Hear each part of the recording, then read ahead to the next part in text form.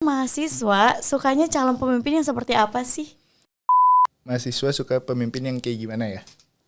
Yang pastinya yang nggak cuman orang tuanya doang yang bisa jadi petugas KPPS. Kita anak muda juga bisa tahu. Jalankan visi misi serta janji-janjinya sebelum ia dipilih menjadi pemimpin. Money politik itu nggak bisa dibenarkan ya, karena bisa mencoreng demokrasi gitu kan.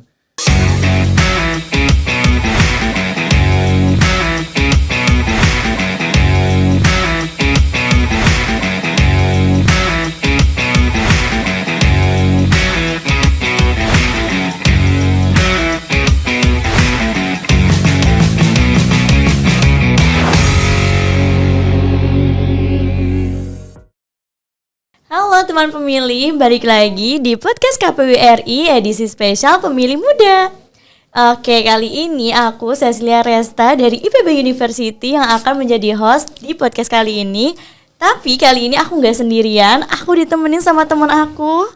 Halo semua, nama saya Ram Raffi dari Universitas Mercu Buana. Oke, Raffi, gimana kabarnya hari ini? Sehat, baik. Oke, tadi katanya dari Mercu Buana ya? Iya betul. Sekarang semester berapa nih kalau boleh tahu? Sekarang di semester 7. Semester 7, udah bentar Iya. lagi berarti nih Iya, ya? udah di akhir. Oke, sekarang kira-kira lagi sibuk apa nih Raffi? Sekarang lagi sibuk persiapan KPN dan nyusun skripsi sih, tugas akhir. Skripsian Iya. ya, mahasiswa tingkat akhir. Iya, lagi Emang. pusing-pusingnya lah. Oke Raffi, karena kali ini kita di podcast KPU RI, jadi kita bakal bahas seputar pemilu. Oke. Nah, kalau misalkan dengar kata pemilu, menurut Raffi sendiri apa sih hal yang terbesit di pikiran Raffi? Yang terbesit pertama kali itu perihal kampanye ya. Soalnya kan pas kampanye pemilu ini banyak baliho-baliho di jalan kan. Jadi mau jalan kemana aja ngelihat foto capres, cawapres. Terus selain itu di grup WhatsApp juga rame keluarga-keluarga pada share soal informasi. Ngomongin capres. Iya, ya. capres dan cawapresnya. Terus debat-debat presiden di TV kayak gitu sih. Oke, bener sih. Tapi emang kalau misalkan udah ngomongin pemilu, yang paling menonjol tuh masa kampanye gak sih? Iya betul. Yang paling ditunggu-tunggu Iya. kan paling heboh, terus yang Rame rame pokoknya. banget gitu kan, paling hype. Oke, terus kalau Raffi sendiri sebelumnya udah pernah nyoblos apa belum? Sebelumnya udah pernah nyoblos pas 2019.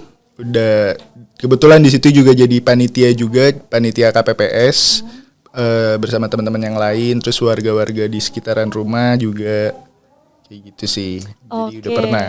Ya, berarti di 2019 kemarin selain menjadi pertama kali nyoblos, tapi jadi panitia KPPS juga ya? Iya betul.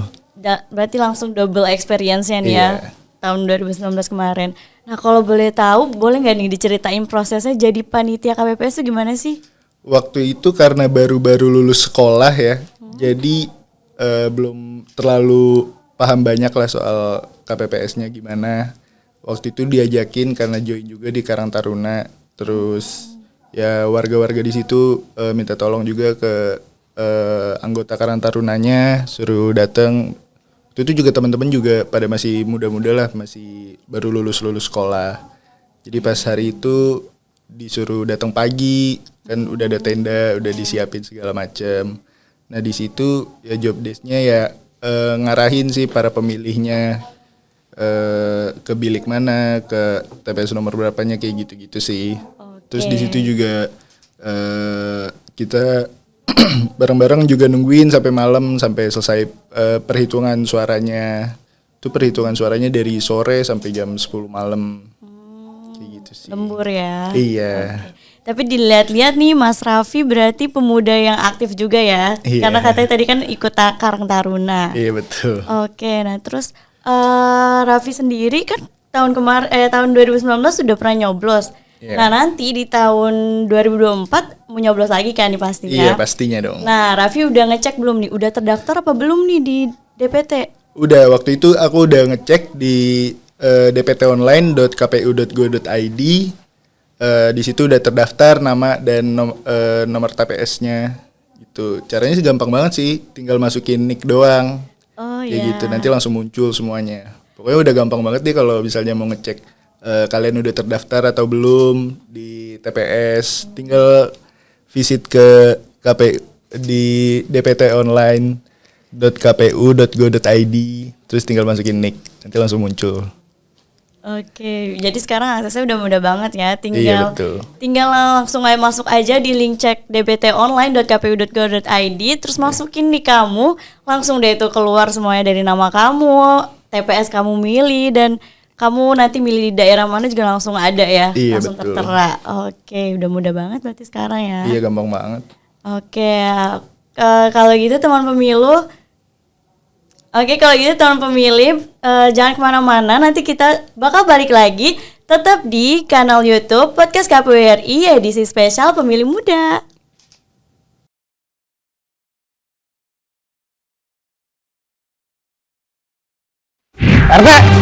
RT, nama saya udah terdaftar belum sebagai pemilih? Cek dulu, dicek dptonline.kpu.go.id. Caranya, masukin NIK kamu. Kalau belum terdaftar, datang ke panitia penyelenggara pemilu, baik di tingkat kelurahan TPS, kecamatan PPK maupun kabupaten atau kota. Bawa KTP dan KK. Buat WNI di luar negeri yang datanya belum terdaftar, lapor ke panitia pemilihan luar negeri PPLN setempat. Ayo, datang ke TPS 14 Februari 2024. Gunakan hak pilihmu.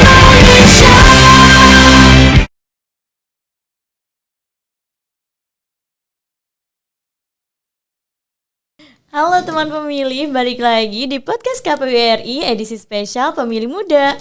Balik lagi sama aku, Cecilia Resta, dan teman aku Irham Raffi. Oke, karena tadi kita udah bahas tentang Mas Raffi yang jadi petugas KPPS pas di tahun 2019.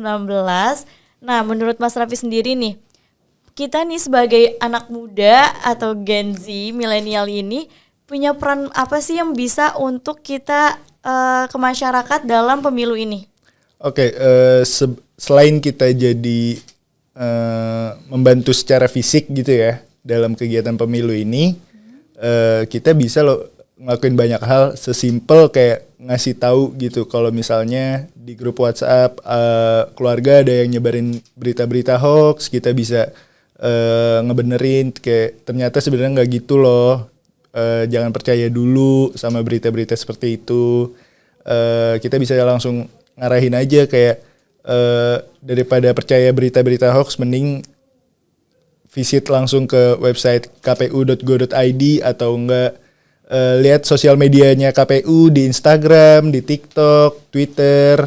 Soalnya sosial media kan juga sekarang informasi apa aja juga ada kan, juga tersedia. Benar-benar. Terus KPU juga kan aktif juga kan di sosial medianya, nyebarin informasi, update-update segala macam.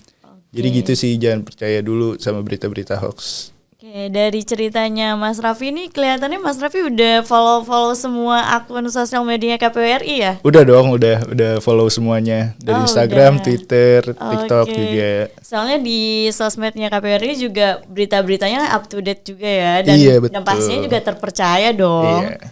Iya, oke. Lanjut, udah bahas tadi soal peran pemuda dalam pemilu ini. Nah, kalau menurut Mas Raffi sendiri nih, kan tahun 2019 kemarin udah sempet nyoblos nih ya. Iya betul udah. Nah, kalau menurut Mas Raffi, gimana sih pandangan untuk pemimpin yang ideal?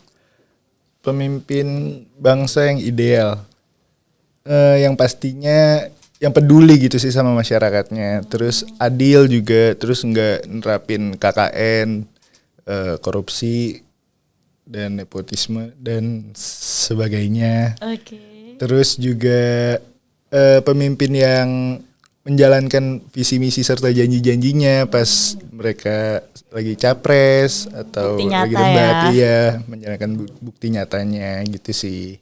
Oke. Yang penting sih semua visi misinya tuh terpenuhi lah ya. Iya, dijalankan Gak cuman lah. pas masa-masa kampanye aja nih gitu Iya. kan. Kayak janji-janji manis gitu ya. Iya, Kalau misalkan kayak gitu. Oke, Kalau Mbak Cecil sendiri sebelumnya udah pernah milih belum sih? aku Iya. udah waktu tahun 2019 juga. Oh, Itu sama pertama dong kali ya? aku milih. Iya. Oh, iya. Sama kita. Oh, Pertama kali juga itu aku. jadi panitia juga atau cuman Enggak, milih aku doang? nggak jadi petugas KPPS, aku cuma Oh, nyoblos gitu. aja. Iya. Karena itu juga aku mepet banget sih, apa namanya? Pas banget nih aku baru dapat KTP, terus pas banget momennya pemilu, jadi Oh, langsung. iya mepet banget. Terus aku juga nggak tahu sih, aku justru baru tahu loh kalau misalkan ternyata kita tuh bisa jadi petugas KPPS yang buat ngurus-ngurus pemilu gitu. Iya, tahu. Kita Iya. nggak cuman orang tuanya doang yang bisa jadi petugas KPPS, kita anak muda juga bisa tahu. Aku tuh nggak tahu waktu itu ya, karena aku kira tuh kayak udah ada nih ditentuin kayak petugasnya tuh ini. Nah aku tuh nggak tahu, baru dari cerita Mas Raffi tadi ternyata kan anak-anak muda juga ternyata bisa ya. Iya, bisa kok, bisa banget. Seru Terus banget juga sih kan kalau kayak gitu. pas pemilu 2019 kemarin, berarti teman-temannya Mbak Cecil juga pada pamer tinta Ini gitu tinta. dong, tinta di kelingking ya. Iya, sebagian Sosmednya. sih, sebagian enggak. Soalnya enggak semuanya nyoblos juga, tapi sebagian, apalagi kan kalau misalkan udah nyoblos gitu kan suka banyak diskon ya. Iya sih. Kalau misalkan iya, udah bener pamer-pamer tinta di jadi kelingking Iya, tuh iya. langsung berburu diskon kita. Oh, berarti ngincer itu ya. Ya enggak juga dong. Maksudnya itu kan bonus nih, bonus kalau kita udah memilih gitu. Iya sih, itu sih ya. Iya, Seru cuma juga kan yang sih. utamanya tetap harus menggunakan hak pilih kita dong. Iya, betul, jangan Apalagi sampai buat golput. masa depan bangsa kita, masa iya Iya. kita menyia-nyiakan hak itu. Oke, kalau gitu teman pilih jangan kemana-mana, tetap di channel YouTube KPU RI edisi spesial Pemilih Muda.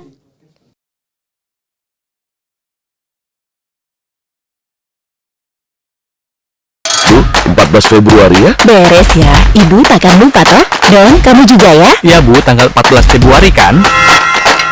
Cie, 14 Februari. Iya dong, 14 Februari aku mau milih.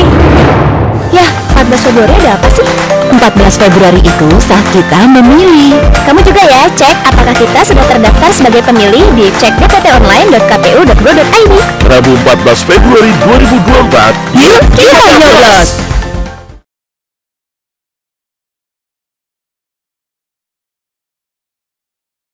Halo teman pemilih, masih di podcast KPU RI edisi spesial Pemilih Muda. Balik lagi sama aku, Cecilia Resta dari IPB University, dan teman aku. Irham Raffi dari Universitas Mercu Buana. Nah, karena tadi aku udah sempet tanya-tanya di sosmednya Instagram KPU RI tentang podcast kita hari ini. Nah, sekarang udah mulai ada beberapa pertanyaan dari teman-teman di Instagram. Untuk pertanyaan pertama ada dari Mumung 140. Katanya mahasiswa sukanya calon pemimpin yang seperti apa sih? Oke, mahasiswa suka pemimpin yang kayak gimana ya? Yang pastinya yang jujur, adil, kayak yang tadi udah aku jelasin sebelumnya. Terus nggak menjalankan KKN. Abis itu yang pastinya pemimpin yang mendengarkan aspirasi masyarakatnya. Terus menjalankan visi misi serta janji-janjinya sebelum ia dipilih menjadi pemimpin. Kayak gitu sih. Oke, bukti nyatanya ya harus Iya, ada harus ada itu. bukti nyata, harus dijalankan. Oke. Next question dari kuliah_online. Menurut kalian kenapa orang jangan golput? Jangan golput. Oke, pemilu itu kan memang bukan kewajiban untuk masyarakat Indonesia ya, tapi itu hak yang diberikan oleh negara kepada kita sebagai warga negara. Oleh karena itu kita jangan nyanyain dong hak kita, karena nantinya kalau misalnya kita golput, kita bakal ngerasain nyesel karena kita bisa dipimpin sama pemimpin yang kita nggak kenal gitu visi misinya. Terus nanti selama 5 tahun ke depan kita bakal nyesel gitu, harusnya bisa milih ini, harus bisa milih itu, kayak gitu sih. Benar-benar. Untuk Kak Cecil sendiri, emang kalau golput tuh gimana sih Kak? Oke, kalau menurut aku sendiri sih benar juga ya kalau misalkan kita nih apalagi sebagai generasi muda tuh kalau bisa jangan golput ya, walaupun emang bener yang tadi udah dibilangin ini tuh bukan sebagai kewajiban, tapi kan kita udah dikasih hak nih. Masa ya kita sia-siain gitu aja, nanti Iya. yang ada kita rugi dong. Kita udah dikasih hak tapi malah nggak digunain. Yang ada nanti bener kata Mas Raffi, jadi nyesel deh. Iya. Dipimpin sama pemimpin yang kita aja nggak tahu nih kayak gimana. Tahu-taunya nanti nggak sevisi sama kita, Iya. nanti malah terjadi ketidakselarasan Iya, selama betul, masa betul. pemerintahan. Iya. Itu yang bahaya nantinya. Jadi kalau bisa harus gunain hak pilihnya ya. Oke. Oke, pertanyaan terakhir ada dari M_HSBIAZS. Katanya bagaimana tanggapan Anda mengenai money politik atau politik uang?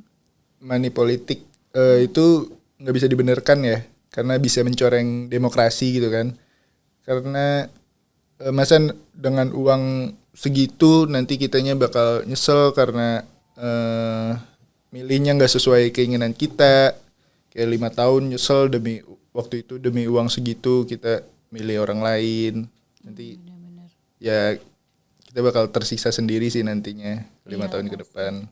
Iya, masa kita menyanyiakan hak pilih kita cuman demi uang yang nggak seberapa Iya. itu kan, masa kayak gitu ya. Berarti untuk teman-teman pemilih jangan ya yang namanya money politik itu jangan sampai. Oke Mas Raffi, karena kita udah sampai di penghujung acara, sebelum kita tutup acaranya boleh nggak nih kasih pesan-pesannya untuk teman pemilih kita yang ada di Indonesia? Oke, pastinya jangan golput, terus gunakan hak pilih kita sebaik-baiknya demi masa depan generasi bangsa kita. Terus jangan lupa datang ke TPS tanggal 14 Februari 2024. Udah sih itu. Mungkin sekian podcast kita kali ini. Aku Cecilia Resta dari IPB University dan teman aku Irham Raffi dari Universitas Mercu Buana. pamit undur diri. Podcast KPU RI. Terdepan bicara kepemiluan.